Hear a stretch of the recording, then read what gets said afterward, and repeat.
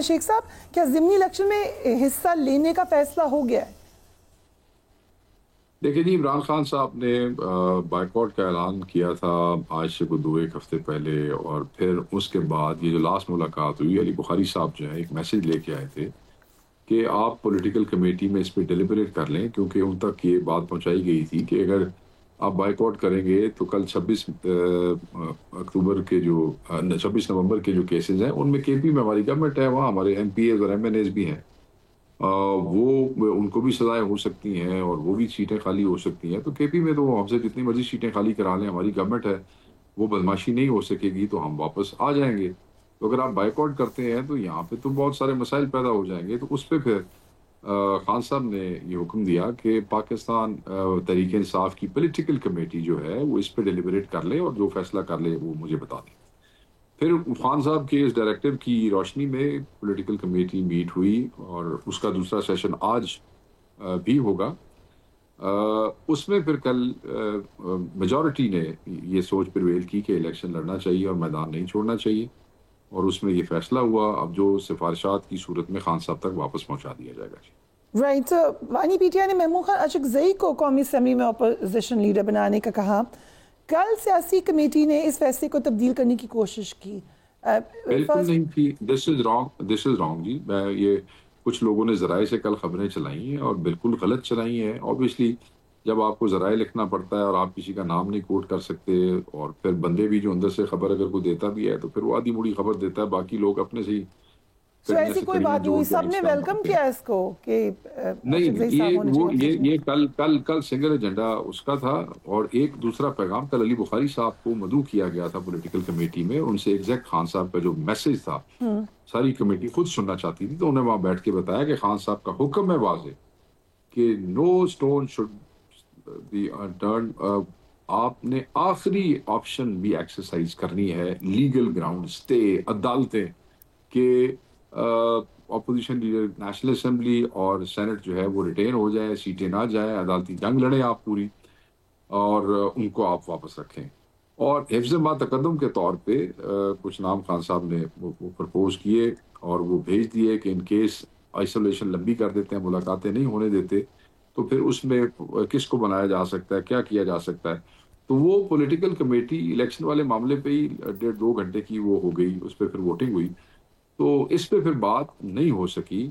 हो सकता है कि आज बात हो। देखिए मेरी बात सुनो, पाकिस्तान तहरीक इंसाफ की सियासी कमेटी खान साहब ने बनाई इसीलिए है कि वो हालात को देखते हुए खान साहब के सामने सिफारिशात रखें, फैसले लें और खान साहब तक पहुंचाएं, और फिर अल्टीमेट फैसला खान साहब जो करते हैं प्रिवेल वो करता बट इतनी बड़ी पार्टी है है। पीटीआई, इतने सारे लोग हैं उसमें। डोंट यू थिंक कि अपोजिशन लीडर पीटीआई से ही होना चाहिए? तो देखें, मेरे लिए तो इमरान खान साहब की राय जो है वो सबसे ज़्यादा मुकद्दम है। इमरान खान साहब जिसको मुनासिब समझे उसको नॉमिनेट कर सकते हैं और सब लब्बैक कहेंगे, नंबर एक। नंबर दो, पाकिस्तान तहरीक इंसाफ की सियासी कमेटी अपना पॉलिटिकल माइंड इस्तेमाल करते हुए जो अपनी सिफारिशात हैं वो भी खान साहब के साथ रख देंगी। जो खान साहब का फैसला हो, सबका फैसला, अल्लाह अल्लाह खैर से। अगर उमर अयूब साहब अपनी नशिस्त पर बहाल हो जाते हैं तो फिर हटा दिया जाएगा अशरकज़ई साहब को? नहीं, क्यों हटा दिया जाएगा? ये नहीं, कोई नहीं। खान साहब ने ये बात नहीं की। खान साहब ने कहा आखिरी वक्त तक कोशिश करेंगे ये नाम। Okay, very interesting. एक आदमी ने इतनी कुर्बानियां दी हैं और वो इतना बोल्डली बोलता रहा है, उसके बोलने की वजह से उसके गर्दन उतारी जा रही है सियासी तौर पे। तो खान साहब ये कैसे कह सकते हैं? और खान साहब ने ये बिल्कुल नहीं कहा है। खान साहब का जो मैसेज था वो अली बुखारी ने वर्बेटम लोगों के सामने रख दिया। राइट। तो खान साहब ने इस किस्म का कोई मैसेज नहीं दिया कि हटा दिया जाए। वो जो है इंफॉर्मेशन का फ्लो आपको पता है कैसे है। राइट, सो शेख अफजल मरवत की पीटीआई में वापसी की बातें हो रही हैं। Is he coming back? कहीं भी नहीं हो रही, नहीं कहीं भी हुई? नहीं हो रही बात। सुना है 2 लोगों ने उनको कांटेक्ट किया, उनसे कहा कि आप आएँ वापस। एक शायद गालिबन असद कैसे पार्लिमानी पार्टी के इजलास नहीं, में भी थे वो। असद कैसर साहब से हमने पॉलिटिकल कमेटी में ग्रुप में ये पूछा था, उन्होंने इस बात से इनकार किया। उन्होंने कहा जी नहीं, ऐसी कोई बात नहीं हुई। उन्होंने कहा हम लोग वहाँ बैठे हुए थे, लाउंज में बैठे हुए थे, तो शेर अफजल साहब आ गए। हम लोग लाउंज के साथ एक छोटा स्मोकिंग रूम है, वहाँ पे वो बैठे हुए थे, तो वहाँ 2-4 एमएनए जी आपस में अपनी गपशप लगाते रहे। किसी कमेटी का भी वो मीडिया का रिपोर्ट करता रहा कि पार्लिमानी पार्टी तो ये तो वो नहीं। साथ कोई उनकी गपशप आपस में उनकी होती रही है। वो मीडिया ने آؤٹ آف دا کانٹیکسٹ بلو کر کے چلائی ہے. تو اسد کیسر صاحب نے اس قسم کی بات سے انکار کیا. انہوں نے یہ ضرور کہا کہ انہوں نے یہ کہا کہ انہوں نے سمجھایا کہ بھئی آپ نے یہ کرتے چیزیں جو ہیں وہ آپ کو نہیں کرنی چاہیے تھی. Exactly this is what they said. مگر بہرحال نہیں، ایسی کوئی بات نہیں ہے. انہوں نے ڈینائی کیا کیٹیگریکلی. رائٹ. خیبر پختونخوا میں اس وقت بہت ہی افسوسناک صورتحال ہے. سیلاب آئے ہوئے ہیں، تباہی ہوئی ہے. کیا آپ کو وفاق کی طرف سے، دیگر صوبوں کی طرف سے فل کوآپریشن مل رہا ہے؟ دیکھیں، فل کوآپریشن کا آئی ڈونٹ نو آپ کیا ڈیفائن کیسے کرتی ہیں. فل کوآپریشن کیا ہے؟ جو وفاق کو کرنا چاہیے کے پی کے لوگوں کے ساتھ، اور جو ان کا اپنا حصہ اور حق بنتا ہے، وہ تو دور دور تک ابھی تک اس میں سے کوئی چیز ایسی نہیں ہے، کوئی اتنی سبسٹینشیل نہیں ہے جو ہم کہہ سکیں. کچھ تھوڑی تعداد میں ٹینٹس ہے، کچھ جنریٹرز ہیں، کچھ اس قسم کی کچھ چیزیں ہیں.